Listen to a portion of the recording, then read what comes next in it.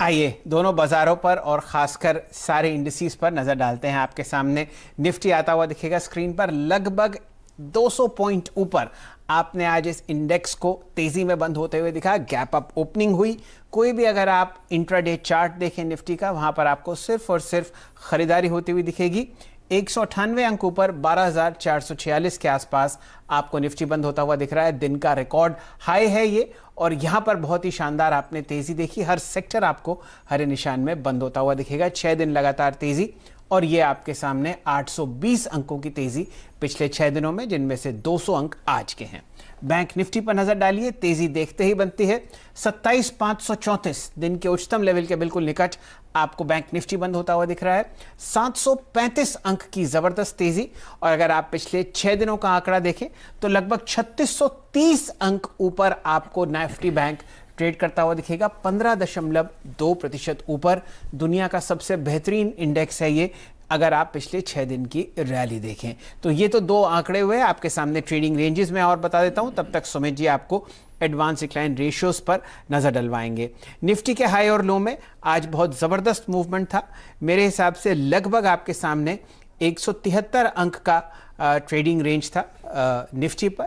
यही आंकड़ा आपने निफ्टी बैंक पर 523 अंक का देखा। एडवांस डिक्लाइन रेशियोज का क्या हाल था सुमित जी? मेजर न्यूज अभी आपको बुली साइड पे ही दिखाई पड़ेंगे। निफ्टी करीब करीब 43 ऐसे शेयर जो कि आज तेजी में थे, 7 शेयरों में आज बिकवाली देखने को मिली। सेंसेक्स के भी रफली 27 शेयरों में तेजी और 3 शेयरों में बिकवाली। इंटरेस्टिंग आंकड़ा आपको निफ्टी बैंक में दिखेगा, जहां पर एक भी शेयर में आज बिकवाली नहीं थी। 12 के 12 शेयर आज तेजी में थे, और ये सरकारी बैंकों में भी इसका जो ट्रेंड है वो कैरी फॉरवर्ड होता हुआ दिखाई पड़ा। ये निजी बैंक, सरकारी बैंक दोनों में ही आज खरीदारी का रुख रहा। इसके अलावा अगर ब्रॉडर मार्केट में नजर डालेंगे एफ&ओ साइड पर या फिर ओवरऑल मार्केट्स पे, तो एफ&ओ करीब करीब 109 ऐसे शेयर थे जो कि आज तेजी में थे। 27 शेयरों में बिकवाली। एनएससी के 1119 शेयरों में आज तेजी, 729 शेयरों में आज बिकवाली, और बीएससी के भी करीब करीब 1500 शेयरों में तेजी और 1181 शेयरों में बिकवाली। इंडिकेट ये करता है कि मिड कैप स्मॉल कैप में जो तेजी थी वो आज जरूर फैलती हुई दिखाई पड़ी। तो सुमित जी, एक इंटरेस्टिंग बात यह है, और आज हमारे साथ स्टूडियो में यतिन जी भी जुड़े हुए हैं। यतिन जी, स्वागत है आपका मार्केट टुडे में। चर्चा तो करेंगे ही ब्रोकरेज रडार की, लेकिन आज जो न्यू हाइस की लिस्ट है वो देखते ही बनती है। एक से एक बेहतरीन काउंटर्स आपके सामने है। बैंक्स देख लीजिए, प्राइवेट कंपनीज देख लीजिए, एशियन पेंट्स देख लीजिए, एस्कॉट्स देख लीजिए। वीडियो में आगे बढ़ने से पहले डिस्क्रिप्शन बॉक्स में जो लिंक दिया गया है वहाँ पे क्लिक करके इंडिया के नंबर 1 ब्रोकरेज हाउस जीरोडा के साथ जुड़िए, जहाँ पे आपका ब्रोकरेज 0 लगेगा, और अगर लगेगा तो वो भी सिर्फ 20 रुपये इंटरडे ट्रेडिंग के लिए। क्या जबरदस्त तेजी है, क्या बता रही है आपकी मित्र मंडली ब्रोकरेजेस में? तो देखिए शैल जी, जो ये यूएस इलेक्शन का आउटकम था ये काफ़ी सरप्राइजिंग था, और जिस हिसाब से जो नए राष्ट्रपति आने वाले हैं यूएस में, उनकी जो पॉलिसीज़ को लेके कवायद है और जो हिसाब से ग्लोबल लिक्विडिटी अवेलेबल है, ये सारे फैक्टर्स जो है इंडिया को फेवर करते हैं कहीं ना कहीं। इसके अलावा मार्केट में एक डिसबिलीफ सा था, पोजीशंस काफ़ी लाइट थी यूएस इलेक्शंस के पहले, और उसके नतीजे में हमने ये देखा कि चाहे वो बैंक शेयर्स हों, चाहे वो ऑटो शेयर्स हों, जितने भी रेट सेंसिटिव सेक्टर्स हैं उन्होंने बहुत ज़बरदस्त कंट्रीब्यूशन किया।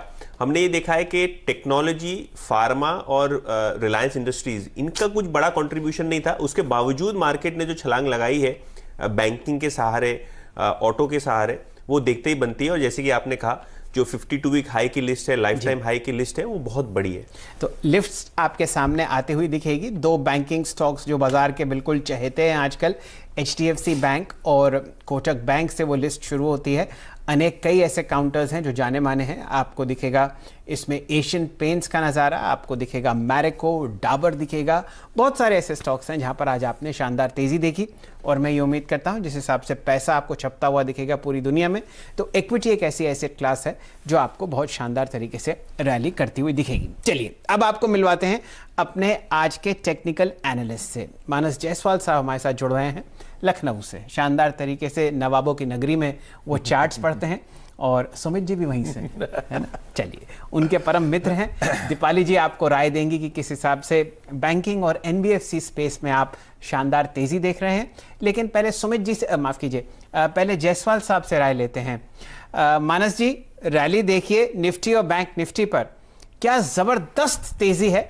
हेमंत जी की अगर आप बात माने तो ताबड़तोड़ एक बुल रन आपको बाजार में चलता हुआ दिख रहा है। बताइए कल के लिए आपके क्या लक्ष्य हैं निफ्टी और बैंक निफ्टी पर? गुड इवनिंग शैल जी। देखिए, टेक्निकल एनालिसिस में एक थ्योरी होती है गैप थ्योरी, और जो पिछले 7-8 दिनों का निफ्टी ने मूवमेंट दिखा है वो एक क्लासिक एग्जांपल है गैप थ्योरी का।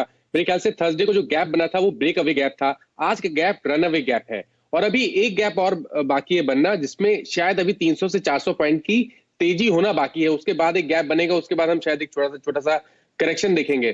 तो मेरा समझना है कि करंट लेवल्स पे भी आप निफ्टी में खरीदारी कर सकते हैं। 12,300 का स्टॉप लॉस रखिए, 12,700 तक के टारगेट्स बिल्कुल पॉसिबल है निफ्टी में। बैंक निफ्टी की जहां तक बात है, यहां पर भी ट्रेंड बिल्कुल बुलिश है। मैं समझता हूं कि आपको करंट लेवल्स पे भी चांस लेना चाहिए, खरीदारी करिए, 27,000 के स्टॉप लॉस रखिए और 28,500 के टारगेट सेट करिए।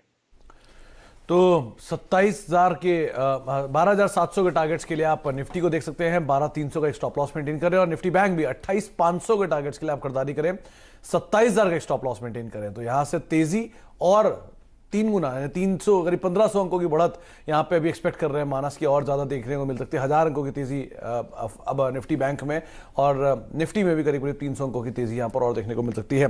निफ्टी बैंक के लिए आज बड़े ट्रिगर्स क्या थे, पहले वो दीपाली समझ लेते हैं, फिर हम आगे मानस की कॉल्स भी लेंगे। दीपाली, निफ्टी बैंक एक स्ट्रॉन्ग मोमेंटम में था आज, क्या चीजों को आपने रीच किया? पिछले 6 दिनों में मार्केट में जो तेजी बनी है उसमें सबसे बड़ा योगदान बैंक और एनबीएफसीज का रहा है, क्योंकि निफ्टी बैंक आप देखेंगे तो महज एक हफ्ते में 10% से ज्यादा के रिटर्न्स देकर गया है। आज भी आप देखिए, छोटे बड़े बैंक सरकारी हो या प्राइवेट बैंक हो, दमदार तेजी देखने को मिली है। एचडीएफसी बैंक और कोटक बैंक ने तो रिकॉर्ड हाइस भी आज के सेशन में टच किए। लेकिन पिछले एक हफ्ते की आप परफॉर्मेंस देखिए, इंडसइंड बैंक 24% रिटर्न देकर गया है। इसके अलावा बंधन bank, Bajaj finance, SBI, ICICI bank ने भी 11 से 13% तक रिटर्न्स डिलीवर किए हैं।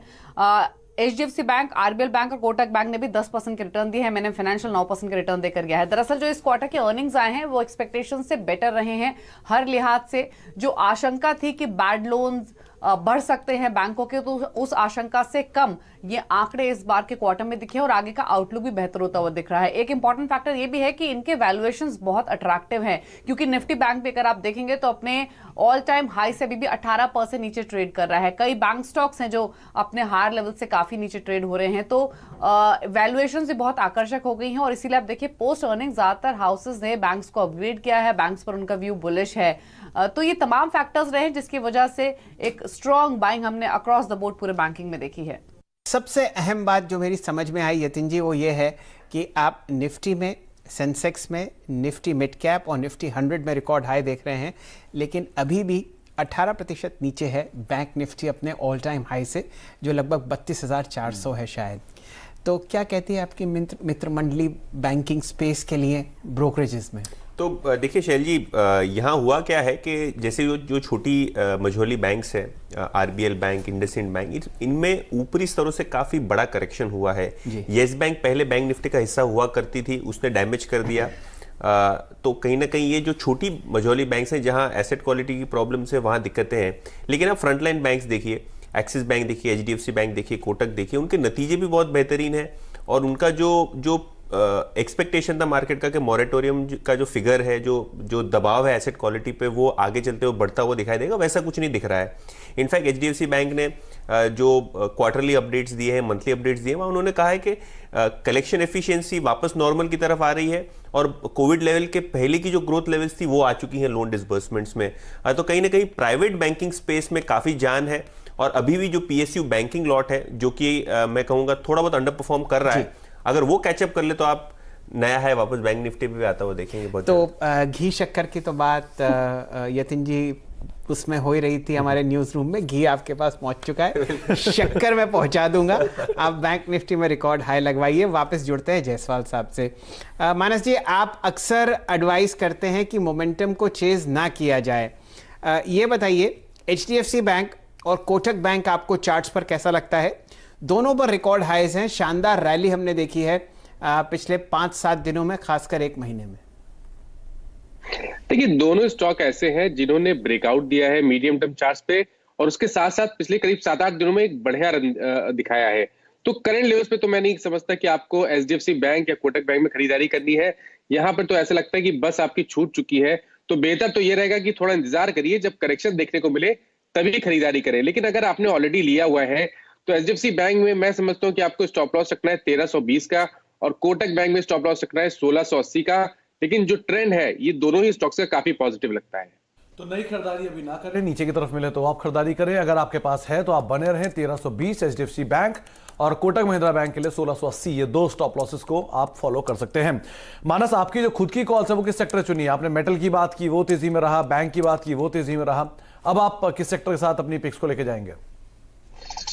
देखिए, ऑटो एंसिलरी पे ध्यान दीजिए कि कुछ ऑटो एंसिलरी स्टॉक्स चार्ट्स पे बेहतर लगते हैं, और मदरसन सुमी एक ऐसा स्टॉक है जिसने एक चैनल का ब्रेकआउट दिया है, अपर बैंड ब्रेक हुआ है और बेहतर वॉल्यूम्स देखने को मिले हैं। मैं समझता हूं कि जो अगर आप वीकली चार्ट देखिए तो वहां पर एक फ्लैग पैटर्न बन रहा है। उम्मीद करिए कि ये फ्लैग पैटर्न का ब्रेकआउट देखने को मिलेगा और 160 से 165 रुपए तक के टारगेट्स आपको पोजिशनल तौर पे देखने को मिलेंगे। लेकिन शॉर्ट टर्म की बात करें तो 133 के टारगेट सेट करिए, 118 के स्टॉप लॉस रहेंगे। दूसरा कोफोर्ज है, क्योंकि कोफोर्ज ने एक बॉटम बनाया है तो यहाँ पर एक बाउंड बैक देखने को मिल सकता है, तो कोफोर्ज में खरीदारी करें। 2239 का स्टॉप लॉस रखें और 2550 के टारगेट्स रहेंगे। चलिए, ये राय आपको आती हुई दिख रही है दो काउंटर्स में जो फिलहाल बाजार के रडार पर तो नहीं है, लेकिन सुमित जी ने धीरे से बताया कि मदरसन सुमी के नतीजे जो हैं वो कल आते हुए दिख रहे हैं। सुमित जी, क्या राय? अरे बहुत स्ट्रांग नंबर है। मतलब आप सिक्वेंशियली देखेंगे तो ऑपरेशनल फ्रंट पर घाटे से मुनाफे में आने की बातचीत हो रही है, ईबीटा फ्रंट पर, और जो है मुनाफे में भी ये करीब 666 करोड़ नहीं 1161 करोड़ रुपए घाटा था पिछली तिमाही में। इस बार ये अनुमान है करीब 40 करोड़ लोअर एंड पर और करीब 110 करोड़ अपर एंड पे मुनाफा कंपनी पोस्ट कर सकती है। तो नंबर्स को शायद मार्केट डिस्काउंट करने की कोशिश कर रहा है, इसीलिए स्ट्रॉन्ग तेजी के साथ आज जे हाई पर बंद हुआ है। चलिए, यहाँ पर भी आप लगातार पांचवें दिन हरा निशान देख रहे हैं और नतीजों से पहले 123.05 पर आपको मदरसन सुमी बंद होता हुआ दिख रहा है। जयसवाल साहब, आपने अभी थोड़ी देर पहले निफ्टी पर राय दी कि 12,700 12,800 आपको जाता हुआ दिखता है। फिलहाल हमारे सामने 12,470 का भाव आपको दिख रहा है निफ्टी पर। बताइए, कौन से ऐसे 2 या 3 मजबूत स्टॉक्स होंगे जहां पर ये निफ्टी और ऊपर की तरफ आपको बढ़ता हुआ दिख रहा है?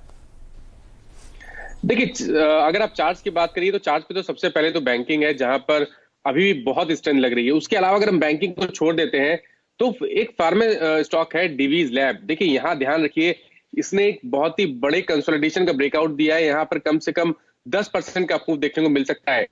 और दूसरा स्टॉक है भारतीय एयरटेल। भारतीय एयरटेल ने बॉटम बना लिया है और अब शायद यहाँ से एक करीब समझिए 5 से 6% का मूव भारतीय एयरटेल में देखने को मिल सकता है। ये 2 स्टॉक है। लेकिन बैंकिंग का जिस तरह का पूरा ग्रुप है, आईसीआईसीआई बैंक हो, इंडसइंड बैंक हो, एक्सिस बैंक हो, ये चार्ट पे अभी भी बेहतर लगते हैं और यहाँ पर आउट परफॉर्मेंस अभी कंटिन्यू रहेगा। तो आउट परफॉर्मेंस कंटिन्यू रहेगा। और डिविस लैब नंबर्स के बाद ब्रोकर हाउसेस के अपग्रेड्स भी काफी स्ट्रांग थे, 4,4100 रुपए तक के टारगेट्स आ रहे थे और शेयर में आज एक स्ट्रांग रिएक्शन उसके बाद देखने को मिला।